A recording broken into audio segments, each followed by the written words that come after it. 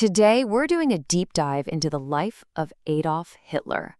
We're going to trace his journey from total obscurity to absolute power and unpack the catastrophic ruin he brought to the entire world. Using the historical record, we're going to try and understand how it was all even possible. You know, it really is one of history's most terrifying questions.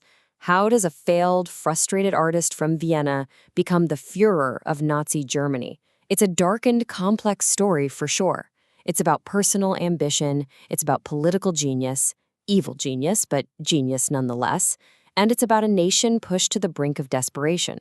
To really get it, we have to break it down. So here's how we're going to tackle this. We'll start with a portrait of the man himself, before the politics. Then we'll look at his path to power. After that, how he forged that power into a total dictatorship. Then, the inevitable results, war and annihilation. And finally, we'll try to understand his ultimate place in history. All right, first up, let's get a picture of the man. Who was Adolf Hitler before he stepped onto the world stage? The experiences of his youth were absolutely critical in shaping the toxic ideology that would later consume everything. He was born in Austria, not Germany, and had this dream of becoming a great artist. He moves to Vienna to make it happen, but his ambitions are just completely crushed.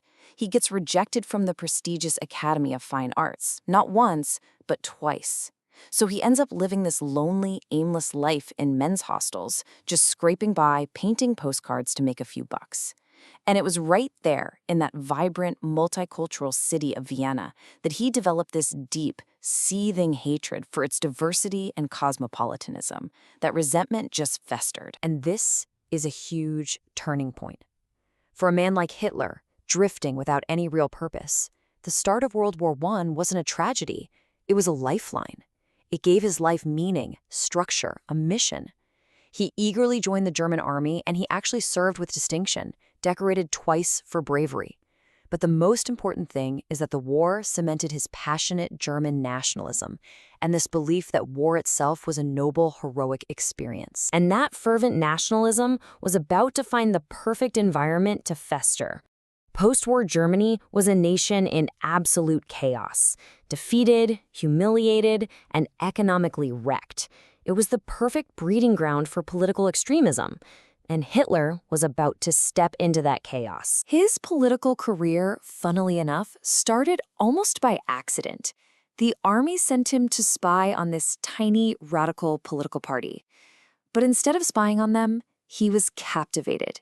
He joined.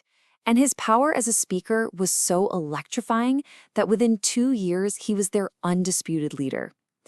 He made an early, clumsy attempt to seize power in 1923, the infamous Beer Hall Putsch, but it failed miserably. He landed in jail, and that's where he wrote his manifesto, Mein Kampf. But his real opening came in 1929 with the Great Depression. As the German economy just collapsed, Hitler's radical, simple answers to complex problems started to sound very appealing to millions of desperate people. And you can see the story right here in the election results. It's stark. In 1928, before the financial crash, the Nazis were a fringe group, a political joke, less than 3% of the vote. 2 years later, with Germans losing their jobs and savings, that number explodes to over 18%. By the summer of '32, they were the single largest political party in Germany.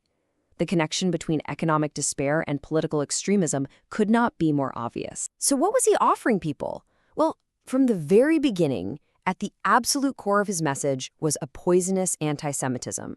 This quote, this is from a letter he wrote way back in 1919, years before he was a well-known figure, and listen to what he's saying. He's not just talking about prejudice, he's already laying out a plan for systematic legal combating and, his words, the uncompromising removal of the Jews altogether. This wasn't a side issue, it was the foundation of his entire political project. Now, this is a point that is absolutely crucial to understand. Hitler did not seize power in a coup. He was handed it. Germany's traditional conservative elites, the powerful industrialists, the old aristocrats, they were terrified of a communist revolution, so they made a deal. They thought they could use Hitler and his popular movement to crush the left, and then they'd be able to control him.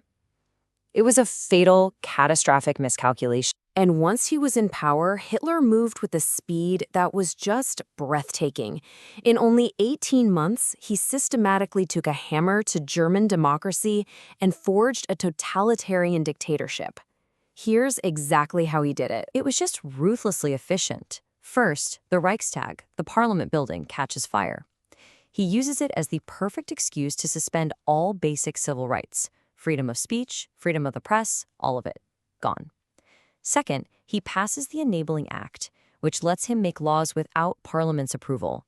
Right there, democracy is effectively over. Third, he just bans every other political party. Done. Germany is a one-party state. Fourth, he turns on his own people, murdering his rivals inside the Nazi Party during the Night of the Long Knives.